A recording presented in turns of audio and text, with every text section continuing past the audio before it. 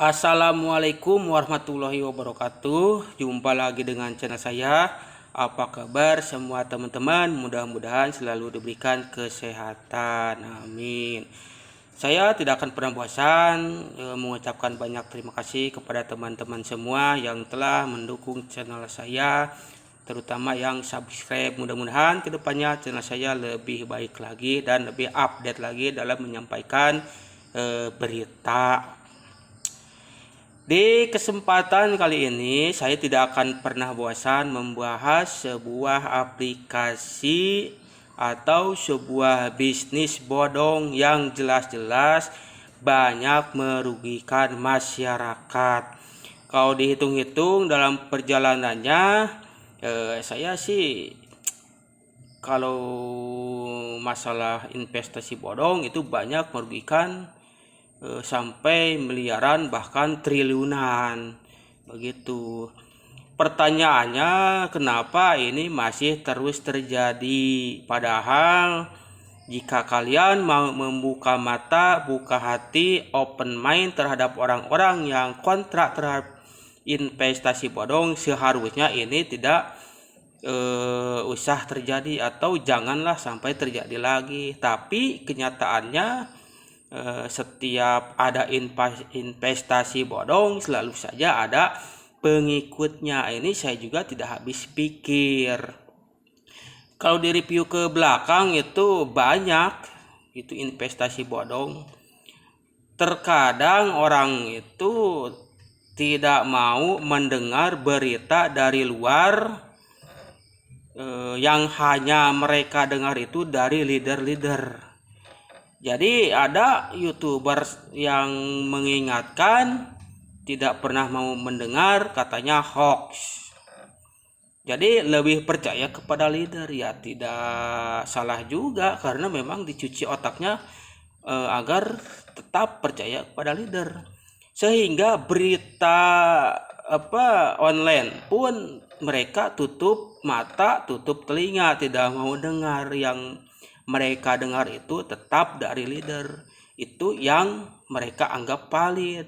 Kenyataannya berita-berita dari leader itu justru itu yang banyak hoaxnya, terutama sekarang. Katanya tanggal 17 bisa withdraw REDT, bisa dijual. Nyatanya tidak bisa, itu pas tanggal 17. Bahkan di video sebelumnya saya bahas juga SWI meminta agar Heart of Hope mengembalikan dana member apa yang member Red Pod, karena Heart of Hope itu bagian daripada Red Pod, atau Red Pod juga bagian daripada Heart of Hope. Jadi sudah bekerja sama. Saya juga agak habis pikir, itu Heart of Hope saya kira yayasan yang memang itu benar-benar yayasan tanpa ada embel-embel investasi. Ternyata itu salah. Makanya pas pertama saya bahas tidak mau gegabah, dan sekarang terbukti Heart of Hope itu harus bertanggung jawab atas kerugian yang diderita oleh para member Red Pod, karena ya mau tidak mau ya Heart of Hope juga itu ikut terlibat di dalamnya. Nah, ini sebenarnya ada tips ketika kalian sudah terlanjur menjadi korban gitu. Apa tipsnya? Ada 4 itu menurut Pak Tonggam L. Tobing ya. Yang pertama, kumpulkan para korban. Jadi kalian itu mengumpulkan para korban, atau kalian bisa membuat sebuah paguyuban lah sesama korban. Namun di sini terkadang terkendala masalah. Masalahnya apa? Masih ada yang pro terhadap investasi bodong. Jadi masih percaya terhadap janji-janji leadernya. Katanya ini mau dicairkan. Begitu. Jadi kendalanya ya seperti itu. Di kasus sebelumnya saya pernah mengikuti juga di AGT itu, pas awal-awal rusuh mau melaporkan, sampai sekarang belum juga dan nasibnya tidak jelas. sampai sejauh mana. Ada yang lebih lebih tua lagi, Pitub sampai sekarang itu sudah proses di Bareskrim, tapi sampai sekarang belum tahu info terupdate. Nah, setelah Pitub ada Pito, sampai sekarang juga tidak jelas kasusnya seperti apa. Terus Enel kekuatan hijau, kasusnya sekarang juga tidak jelas. Terus ROBD juga tidak jelas. Yang jelas itu Binomo itu sudah ke proses pengadilan, bahkan Indra Kents sekarang sudah ditahan. Terus Edcast juga itu para pelakunya sudah ditangkap. Itu sebagian kecil saja, sebagian besar masih berkeliaran begitu. Jadi pertama harus kumpulkan dulu ke arah korban, tapi harus satu tujuan, satu suara, jangan ada yang macam-macam lagi. Ini sudah bersatu tapi masih ada saja yang membela investasi bodong tersebut. Itu yang terkadang menjadi kendala gitu ya. Kalau misalkan kalian merasa korban, ya laporkan. Jadi pertama kumpulkan dulu korban, terus list kerugian. Ini di Telegram sudah ada mulai list korban. Masalahnya yang pemain juga ikut-ikutan jadi korban, padahal sebelumnya pernah main juga di aplikasi bodong. Jadi kalian juga harus bisa membedakan mana korban real, mana korban yang ngaku korban, karena memang undang-undang kita belum bisa menyentuh investasi bodong baru terdeteksi langsung ditindak. Harus kejadian dulu ada kerugian, itu pun kalau melaporkan itu baru bisa ditindak. Ini kelemahan hukum di negara kita, itu saya kritisi juga. Seharusnya bisa dideteksi lebih awal. Memang sih SWI sudah paling cuman menutup udah, tapi kenyataannya di lapangan masih berjalan. Contoh ya Redpod itu kan sudah ditutup aktivitasnya, tapi tetap ada yang masih berlanjut. Hard of pun itu sama, sampai sekarang masih berjalan. Jadi sekarang sudah mulai ada paguyuban. Nah ini masalahnya ada juga yang masih percaya, ini yang jadi masalah. Itu oke, yang pertama bikin paguyuban. Yang kedua, nah ini mau langsung ke pidana atau perdata dulu. Nah, bisa lewat perdata dulu. Jadi si korban ini meminta pertanggungjawaban, ini bagaimana nasib aset uang kalian yang mengendap di Redpod. Jadi kalian mau berkumpul dulu sesama korban, terus kalian meminta pertanggungjawaban terhadap Heart of Hope, karena ya yang menggiring kalian ke Redpod ya Heart of Hope. Ketika kalian gabung di Redpod itu otomatis jadi member Heart of Hope, begitu sistemnya yang saya tahu. Jadi Redpod dan Heart of Hope itu tidak bisa terpisahkan. Nah, jadi berkumpul. Yang kedua harus kalau mau pidana atau perdata, ya perdata dulu lah, minta pertanggungjawaban apakah ada etikat baik dari pihak Redpod ingin mengembalikan dana. Tapi awas, di saat bergejolak menjanjikan lagi yang macam-macam. Nah ini kalau tergiur lagi ya kalian tergiring lagi terhadap kehancuran yang lebih hancur. Jadi begitu. Itu permasalahannya ketika ada bergejolak member ingin meminta pertanggungjawaban, ya keran withdraw dibuka tapi cuman sedikit, ya belum bisa mengembalikan modal. Itu juga di surat edaran Heart of Hope menyebutkan kalau sudah tidak percaya terhadap kinerja Heart of Hope atau yayasan tersebut, silakan mengundurkan diri sebelum diblokir atau cabut dana kalian. Nah ini saya di minggu kemarin juga pernah saya bahas. Silakan kalian keluar, mengundurkan diri, terus keluar, tarik dana kalian, udah jangan ambil pusing lah. Kalau udah balik itu pun kalau benar-benar 100% balik modal. Tapi kebanyakan mohon maaf di sebelum-sebelumnya ya korban investasi bodong jarang yang uangnya kembali. Itu dari waktu ke waktu tetap saja terus seperti itu. Jadi lakukan dulu perdata kalau mau. Nah sekarang kalian harus mengadu dulu ke pihak Heart of Hope. Jadi maunya seperti apa?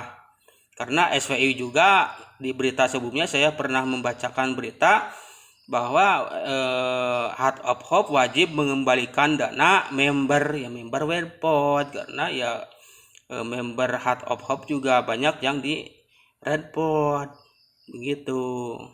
Kalau misalkan tidak ada etikat baik untuk mengembalikan, baru kalian mengadu secara pidana. Kalian menuntut secara pidana. Nah, kalian juga harus satu suara, jangan ada yang sumbang, ada yang istilahnya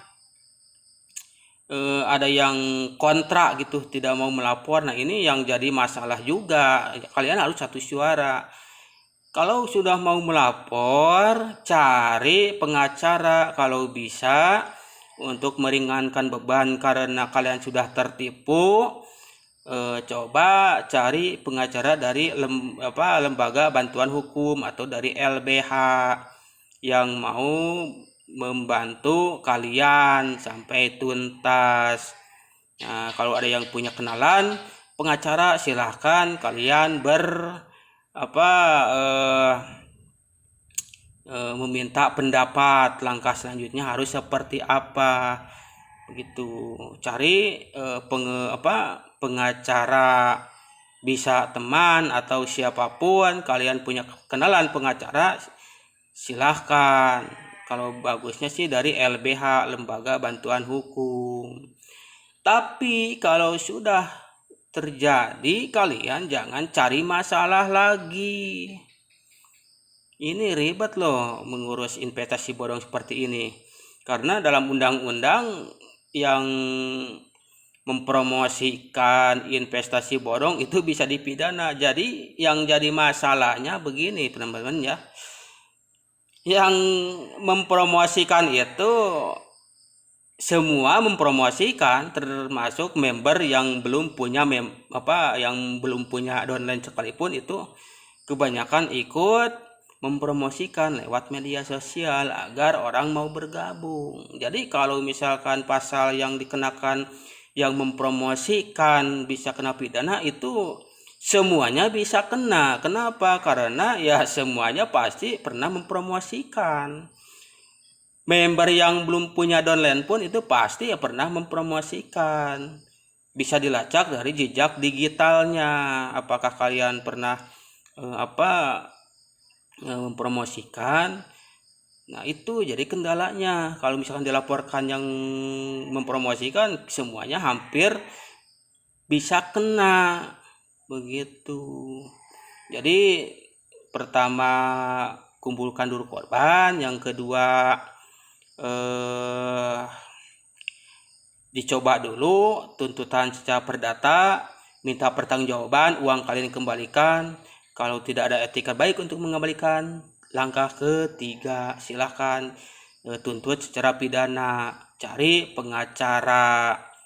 Nah begitu. Nah jadi masalahnya begini teman-teman ya, di Telegram juga saya lebih sempat baca juga. Hig return, semakin tinggi resiko semakin tinggi pengembalian, maksudnya keuntungan. Jadi semakin tinggi resiko semakin tinggi keuntungan. Ini kalau investasinya benar teman-teman, apa yang pernah dibilang oleh Bang Anggi, ya Bang Anggi lah itu kawan saya begitu. Jadi kalau investasinya benar ya betul, semakin besar keuntungan, risikonya juga semakin besar risiko kerugiannya. Itu kalau benar, kalau legal. Kalau ilegal itu bukan resiko, tapi cari penyakit. Kalian yang cari penyakit sendiri. Paham kan? Jadi tidak berlaku untuk investasi bodong. Kalau hig return itu tidak berlaku. Karena yang penipuan yang namanya scammer atau scam itu bukan resiko, itu penyakit yang memang dicari sendiri. Begitu. Makanya kalau kalian, ya ini sih khusus yang awam saja.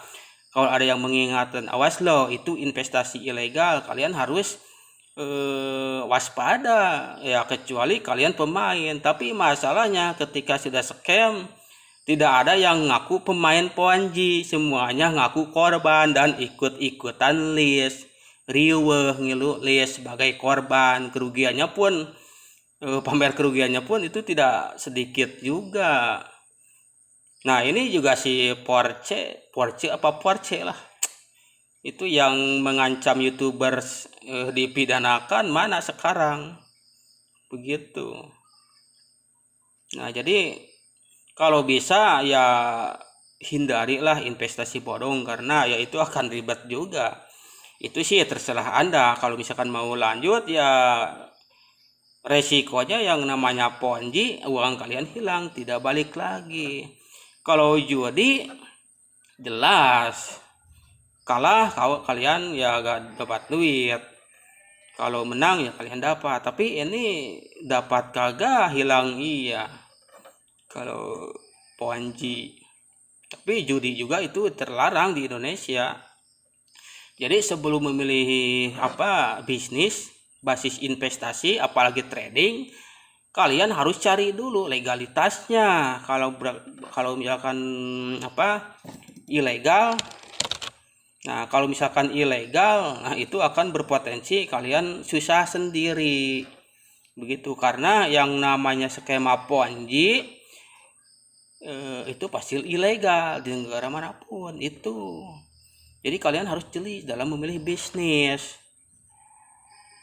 Jangan bilang setiap bisnis ada risikonya. Betul ada risikonya. Tapi kalau ilegal itu bukan risiko, kalian cari penyakit, ngerti? Ini buat yang awam saja, karena ya banyak juga yang sudah paham. Tapi kebanyakan yang awam itu banyaklah yang terjerumus yang memang benar-benar tidak paham. Ini masalahnya. Jadi pahami sebelum memulai bisnis, cek legalitasnya. Karena yang namanya skema Ponzi di negara manapun tidak dapat izin, karena ya merusak perekonomian. Itu bukan membantu, merusak perekonomian. Buktinya sekarang kalian ketika sudah jadi korban ya kelabakan. Ada yang uang buat biaya sekolah, itu pernah saya juga lihat videonya. Ada yang buat biaya kuliah diinvestasikan dulu, bukannya dapat untung, kalian malah rugi. Buat bayar kuliah tidak ada jong. Nah ini ada yang lebih parah lagi, sampai stres mau bunuh diri dengan rumah tangganya hancur, begitu. Jadi waspadalah. Nah ini setelah 17 gak bisa withdraw, itu di tanggal 18 muncul lagi investasi baru, rilis gitu. Nah jadi begitu ya. Nah cukup sekian dari saya. Jika kalian suka dengan video saya, jangan lupa di subscribe, like, and comment. Itu cukup sekian. Wassalamualaikum warahmatullahi wabarakatuh.